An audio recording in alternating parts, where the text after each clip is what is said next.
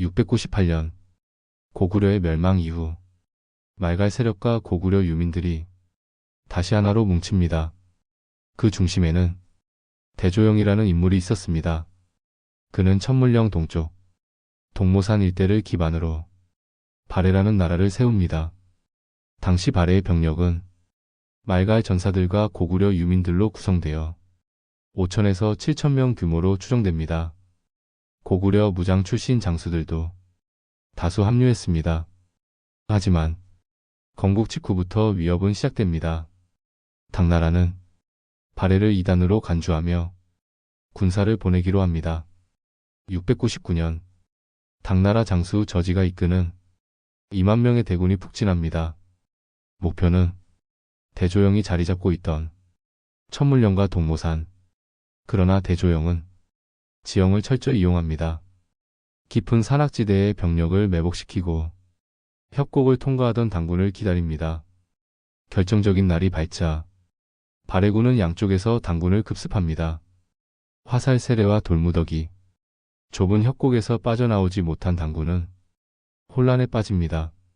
전투는 이틀 밤낮을 이어졌습니다. 결국 당군은 병력 대부분을 잃고 철수하게 됩니다. 발해군은 이 전투에서 수백 명을 잃었지만 당군은 1만에 가까운 사상자를 냈습니다. 이 전투는 후에 천물령 전투로 불리며 발해의 독립을 지켜낸 전투로 기록됩니다. 이후 발해는 초기 세력 확장을 도모합니다. 남쪽으로는 옛 고구려 땅을 폭속하고 북쪽으로는 흑수말갈과의 충돌이 벌어집니다. 대조영의 뒤를 이은 무왕대무에는 초반부터 강경책을 택합니다. 718년 흑수말갈이 당과 연합한다는 첩보가 들어옵니다. 무왕은 흑수 지역에 선제 공격을 감행합니다. 발해군 약 1만 명이 흑수 지역을 급습해 말갈의 여러 부족을 해체시킵니다. 이 전투에서 흑수말갈은 약 3천여 명의 피해를 입습니다. 무왕은 이후 흑수말갈을 완전히 복속시키고 압록강 동쪽 일대를 장악합니다.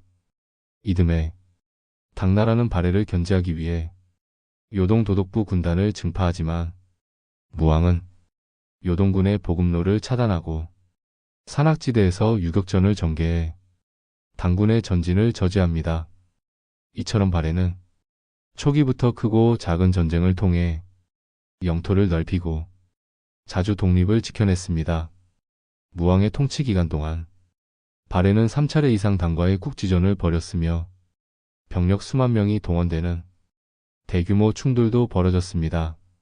그러나 그 모든 전투에서 발해는 결코 패하지 않았습니다. 이러한 강경 외교와 공세적 전쟁 전략은 발해를 단순한 지방 세력이 아닌 동북아의 강국으로 만들었습니다. 초기 발해, 그 시작은 산속의 작은 진지였지만 그들이 벌인 전투는 그 어느 나라보다 치열하고 그 결과는 역사를 바꾸었습니다. 초기 발해가 칼날 위의 나라였다면 문왕의 시대는 칼을 갈며 힘을 비축하던 시기였습니다. 무왕의 뒤를 이어 대문해가 왕위에 오릅니다. 그는 정복보다 내치를 우선시했습니다. 당과의 충돌을 피하고 외교를 재정비합니다. 일본과의 교류도 활발히 이어갑니다. 727년 발해는 일본에 사신단을 보냅니다. 이는 대외 인식 속에서 발해가 독립국가로서 위치를 굳히기 위한 외교였습니다. 그러나 외교만으로 평화를 지킬 수는 없었습니다. 북방에서 다시 말갈의 여러 부족이 들끓기 시작했습니다. 특히 돌발적이던 해말갈과 흑룡강 유역의 북말갈은 자주 발해의 변경을 침범했습니다. 문왕은 이들에 대해 부분적이고 신속한 대응을 지시합니다. 병력은 많지 않았습니다. 기동력 높은 말갈 기병 3천과 보병 2천이 파견되었습니다. 발해군은 야간 매복과 정찰을 통해 이동 경로를 예측했고 수 킬로미터의 계곡을 끼고 적의 주력을 분산시켰습니다. 결정적인 타격은 기병이 퇴로를 끊고 보병이 협공하며 이루어졌습니다. 이 전투로 북방 말갈은 약 2,000명의 피해를 입고 후퇴하게 됩니다. 발해군은 피해를 최소화하며 기병 중심의 타격으로 북방 방어선을 강화하게 됩니다. 그 결과 문왕은 북방의 안정과 함께 동해안을 따라 해상 교통망을 구축합니다. 이 시기 발해는 동해 북부 즉 오늘날 러시아 연해주 일대까지 영토를 확장합니다. 그리고 이 지역에 새로운 거점 도시를 세웁니다. 당나라의 변경인 요동 지역에는 무력 충돌 대신 교역 거점이 설치됩니다. 발해는 군사력과 외교력 모두를 활용하여 당과의 충돌을 피해갑니다. 그러나 740년대 말 요동 변경에서 다시 긴장감이 높아집니다. 당의 요동 도독부는 발해 사절을 체포하려는 시도를 벌입니다. 이 사건은 발해 귀족들의 분노를 불렀고 일부 장군들은 무력 보복을 주장합니다. 결국 745년 발해군은 국경을 넘어 요동 변경의 수비대를 공격합니다. 병력 약 4,000명 규모의 기습전이었습니다. 당의 수비대는 준비가 부족했고 불시에 습격당하며 약 1,000명의 피해를 입습니다. 발해군은 곧바로 철수하여 전면전을 피했지만 이 전투는 당과 발해의 군사적 긴장을 다시 끌어올리는 계기가 됩니다. 그러나 문왕은 전면전으로 확대되는 것을 원치 않았습니다. 이후 발해는 다시 외교 사절을 파견하며 당과의 국교 회복을 시도합니다. 이렇게 군사력과 외교력을 병행하며 문왕 시대는 전쟁의 시대를 딛고 제도와 문화의 나라로 거듭나기 시작합니다. 발해는 이 시기 오경 15부 62주의 행정체계를 완비하고 중앙관제를 정비합니다. 그러나 외부의 위협은 사라지지 않았습니다. 서쪽에서는 거란이, 동쪽에서는 일본과의 외교 문제로 새로운 갈등이 예고되고 있었습니다. 문왕이 이룬 안정은 전쟁의 불씨 위에 쌓아 올린 위태롭지만 치밀한 균형의 정치였습니다. 문왕의 뒤를 이은 이는 대음무 선왕이었습니다. 그는 다시 칼을 쥐었습니다. 당과의 외교는 유지하되 강한 군사력으로 주변 부족을 장악하는 전략을 택합니다. 그의 시대 발해는 사실상 북방의 제국으로 성장합니다. 그 중심엔 거란과의 충돌이 있었습니다. 거란은 요서 지방을 기반으로 성장하던 강력한 유목 세력이었습니다. 초기엔 사신을 보내 우호를 맺으려 했지만 곧 거란 족장의 아우가 발해 변경을 넘어 말을 약탈하고 여인들을 납치해 가는 일이 벌어집니다. 선왕은 곧바로 응징을 명합니다. 이 전투에는 기병 1만과 보병 5천이 동원됩니다. 발해군은 산을 넘어 야간 행군을 감행했고 거란 부족의 본거지 인근 대초원에서 대규모 충돌이 벌어졌습니다. 기병은 측면을 포위하고 보병은 중앙을 돌파하며 초원을 불태우는 기습으로 혼란을 유도했습니다. 이 전투에서 거란은 약 7천여 명의 피해를 입고 수천 마리가 넘는 가축을 잃었습니다. 그 결과 거란은 발해에 조공을 바치고 한동안 국경을 넘지 않았습니다. 선왕은 이 기회를 이용해 서쪽 요동 지역으로 진출합니다.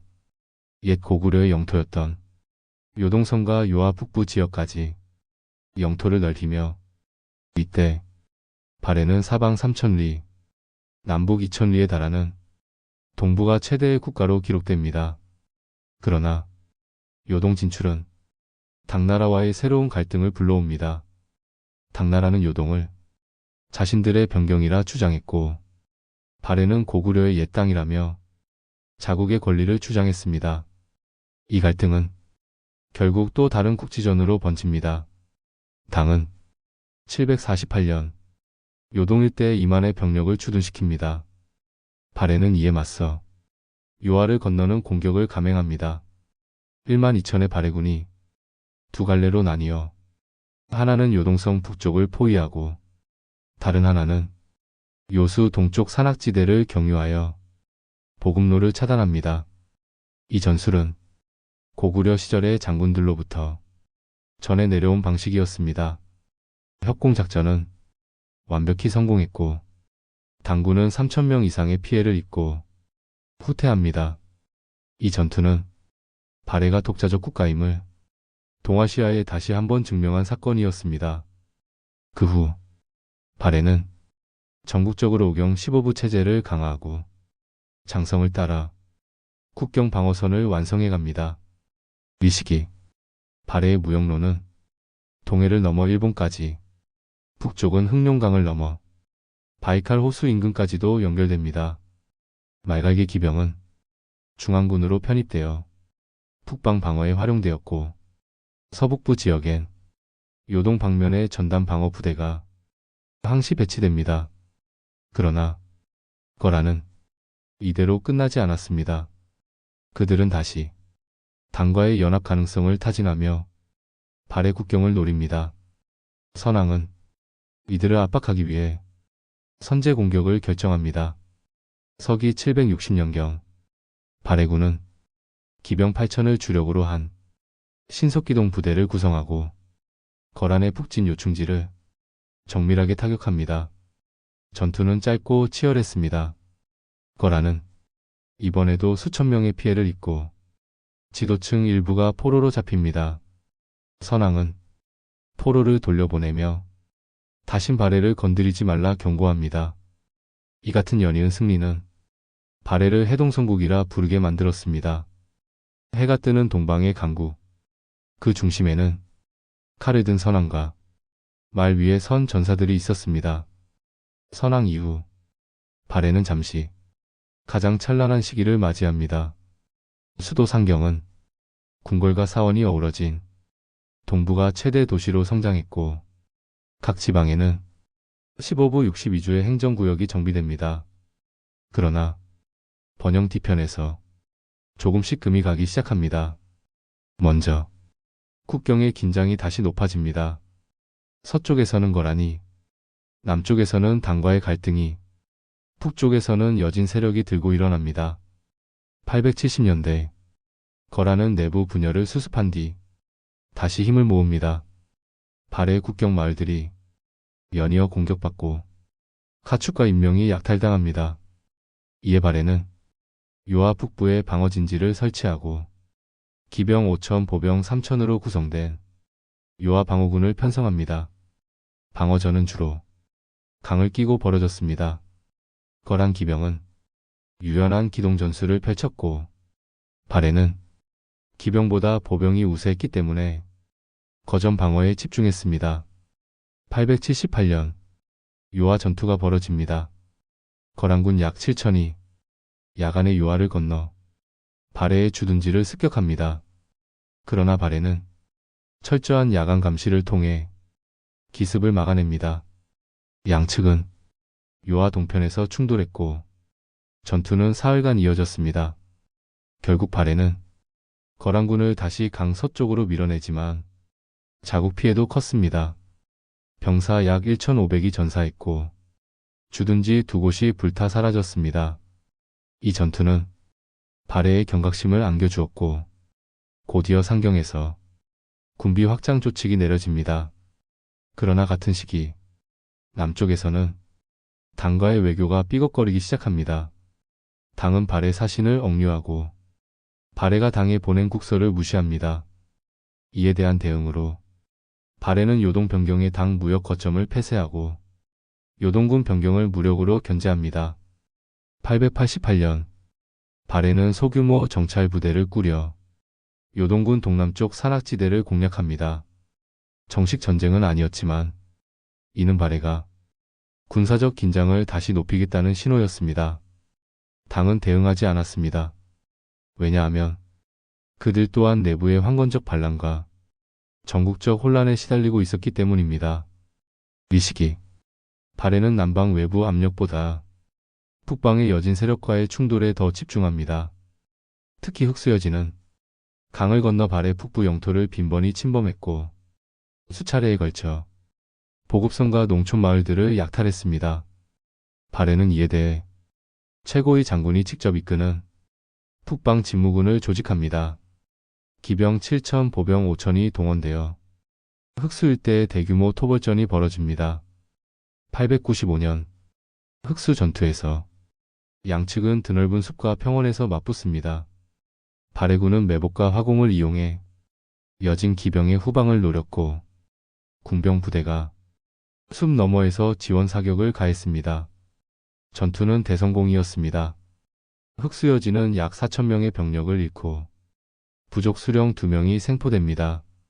발해는 이 승리를 계기로 북방 영토를 다시 안정시킵니다. 하지만 이 승리는 오래가지 못합니다. 900년대 초 국내에서는 왕권 다툼과 귀족 간 권력 분쟁이 빈번해집니다. 내부가 흔들리자 국경 방어도 점점 허술해지고 외세의 기회가 서서히 열리기 시작합니다. 이때 동북아시아의 새로운 강자 거란의 야유라보기가 등장합니다. 그는 부족을 통합하고 군사력을 정비한 뒤 명확한 적으로 발해를 지목합니다. 이후의 전투는 발해가 버티느냐 무너지느냐의 문제로 옮겨갑니다. 해동성국의 끝이 서서히 보이기 시작한 시점이었습니다. 10세기 초 동북아시아의 판도가 서서히 뒤집히기 시작합니다. 거란족의 수장 야유라보기는 흩어진 유목 부족들을 통합하며 신흥 제국을 일으킵니다.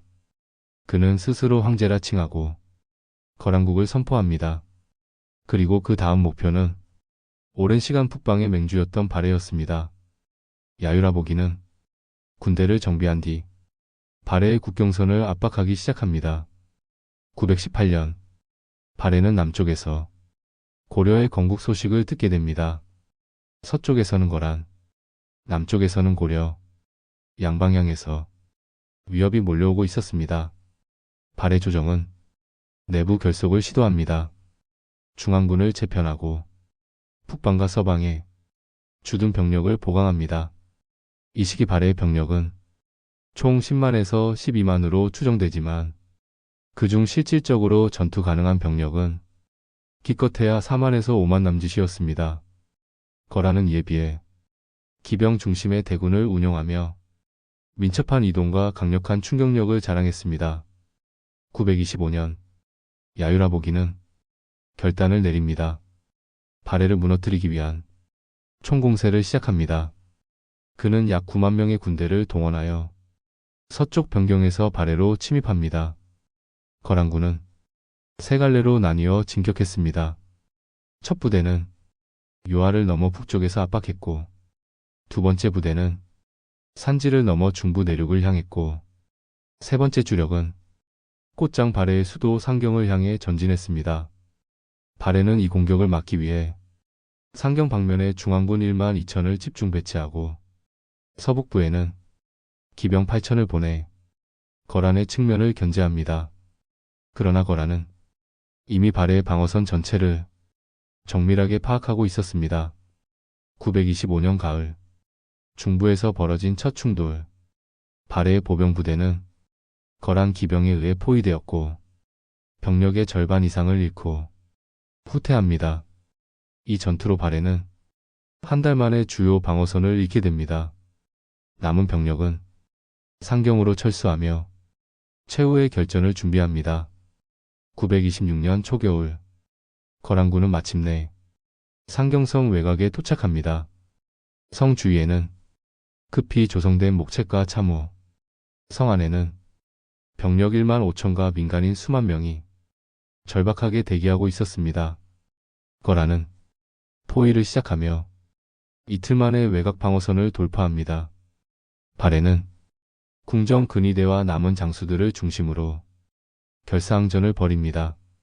궁궐 앞마당에서는 근위대 800여 명이 끝까지 검을 놓지 않았다고 전해집니다. 그러나 압도적인 병력과 무너진 보급망 속에서 상경성은 결국 무너지고 맙니다. 926년 발해의 마지막 왕 대인선은 항복을 선언합니다. 나라의 멸망이었습니다. 220여 년 동안 동북아를 지켜온 발해, 그 마지막 순간은 그 누구도 지켜주지 못한 채 정막 속에서 사라집니다. 전투는 끝났고 불길은 사라졌지만 백성들의 고통은 오래도록 이어졌습니다. 발해 유민들은 일부는 거란으로 끌려가고 일부는 고려로 망명했습니다. 망명한 무장들과 귀족들은 후에 고려에서 발해의 귀족으로 살아가며 새로운 국가에 자신들의 문화를 남깁니다. 그러나 그들이 기억한 것은 상경성이 무너진 날에 검은 하늘과 타오르던 목채, 그날 말을 잃고 칼을 놓은 전사들이 바로 그들이었습니다.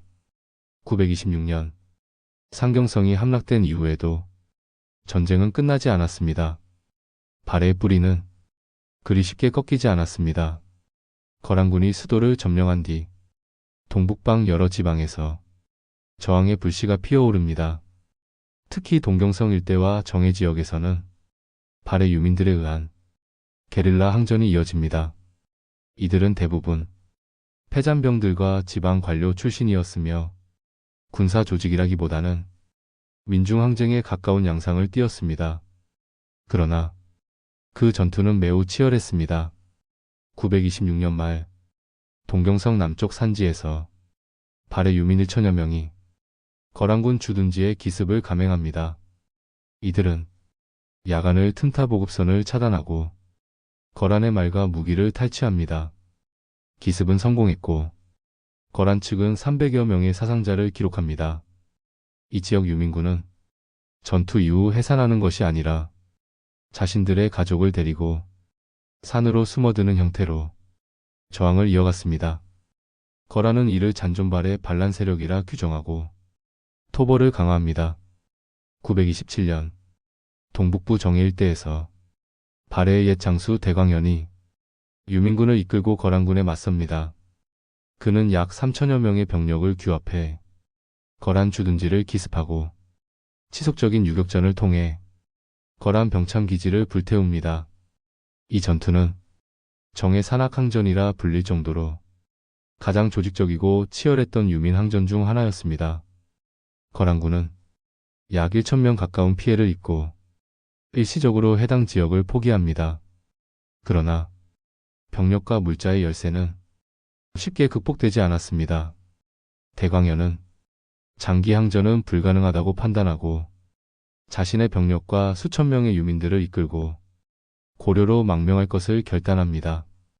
930년경 대광현은 남쪽으로 이동하며 수차례의 소규모 전투를 벌이지만 거란군의 추격을 피해 결국 고려 국경을 넘어섭니다. 고려 태조 왕건은 그들을 환영하며 발해 유민을 국적 귀화시킵니다. 그리고 대광현에게는 왕족급 예우를 부여합니다. 이는 단순한 환대가 아니었습니다. 왕건은 고구려의 계승을 자처하던 자신에게 발해 유민의 흡수가 정통성을 강화해줄 정치적 행보였기 때문입니다. 이후 발해 유민들은 고려 북방의 개간지와 변경 방어지에 배치되어 중요한 군사 자산으로 활용됩니다. 이들은 여진과 거란의 침입에 맞서 최전선에 투입되었고 고려 북계의 방어체계에 중추적 역할을 하게 됩니다. 또한 발해 출신 장수 일부는 후에 고려의 장군으로 성장하며 고려 초기 군사력의 일익을 담당하게 됩니다. 하지만 여전히 발해를 포기하지 못한 이들도 있었습니다. 동해안 일대와 연해주 방면에는 산발적인 무장 봉기가 이어졌고 거란은 이를 진압하기 위해 20년 가까이 병력을 주둔시켜야 했습니다. 발해가 공식적으로 멸망한 지 수십 년이 지나서야 거란은 이 지역에서의 저항이 완전히 사라졌다고 선언합니다. 그러나 기록은 남았습니다. 고려의 사서에 해동성국의 후예들이 아직도 변경을 지킨다. 그들의 말에선 고구려의 기상이 느껴진다. 이런 문장들이 남겨졌습니다. 검을 놓지 못한 자들, 국경을 떠나지 못한 자들, 그들은 끝까지 전사의 품격을 지켰습니다. 한 나라가 사라진 뒤에도 칼은 여전히 흔들리고 있었습니다. 그것이 발해라는 이름의 마지막 불꽃이었습니다. 발해는 전쟁 속에서 태어나 전쟁 속에서 확장했고 전쟁 속에서 사라졌습니다. 698년 대조영이 천물령에서 당군을 무찌르며 세운 나라. 그 시작은 검 하나와 말을 탄 전사 몇 명뿐이었습니다. 그러나 발해는 결코 작지 않았습니다. 무왕과 선왕시기, 수차례의 대외 원정과 요동 진출, 거란 제압, 흑수말갈 복소. 이 모든 기록은 발해가 단지 지방 세력이 아니라 동북아 전체를 움직인 주체적 강국이었다는 사실을 보여줍니다. 그들은 단순한 방어전이 아니라 능동적이고 공세적인 전쟁을 치렀습니다. 전술의 기본은 기병을 중심으로 한 속도였고 거점을 공략할 때는 철저한 지형 분석과 매복 기습 측면 포위가 자주 사용됐습니다. 이는 고구려 전통 전술의 연장이자 발해식으로 재해석된 전략이었습니다. 전투의 양상은 당과의 정면 충돌에서 국지전과 유격전으로 진화했으며 거란과의 대결에서는 말과 화공을 이용한 전면전으로 이어졌습니다. 무엇보다 발해의 장점은 민족 융합에서 나왔습니다. 말가의 전사들의 기동력, 고구려 유민들의 축성 능력과 전투 경험, 그리고 한족 출신 기술자들의 군수 역량이 함께 어우러졌습니다. 발해군의 병력은 보통 5천에서 1만 단위로 구성되어 상황에 따라 분산과 집결이 자유로웠고 왕실 직속군과 각 부의 지방군이 별도로 작동하며 유사시 통합 지휘체계로 운영됐습니다. 그러나 거란이라는 거대한 물결 앞에서 발해는 끝내 버티지 못했습니다. 그들의 무기는 낡아 있었고 내부는 분열되어 있었으며 도움받을 이웃은 어느 곳에도 없었습니다. 하지만 그 마지막 항전 속에서도 발해는 결코 스스로 무너지지 않았습니다. 끝까지 검을 들었고 끝까지 도성을 지켰으며 항복한 후에도 산속으로 들어가 거란에 맞서 싸운 이들이 있었습니다. 그리고 고려라는 새로운 나라에 자신들의 기술과 문화를 전하며 다른 이름으로 다른 삶을 살아갑니다. 그 속에서도 그들은 자신을 발해인이라 불렀습니다. 고려사에서는 그들을 해동의 전사라 칭하고 조선 초기의 문헌에서는 북방의 정기를 이은 자들이라 불렀습니다. 한반도의 역사에서 고구려와 함께 가장 넓은 땅을 가졌던 나라, 그리고 그 영토를 전쟁을 통해 지켜낸 나라, 그것이 바로 발해였습니다. 오늘날 그들의 도시는 사라졌고 그들의 궁궐은 흔적만 남아있지만 그들의 전쟁은, 그들의 전술은, 그들의 마지막 저항은 여전히 우리 역사 안에 살아 숨쉬고 있습니다. 발해는 멸망했지만 발해의 전사들은 지지 않았습니다. 그 마지막 병사 한 명이 검을 놓던 순간까지도 그들은 싸우고 있었습니다. 그 이름 하나로 발해, 그것이 이 땅의 또 하나의 역사였습니다.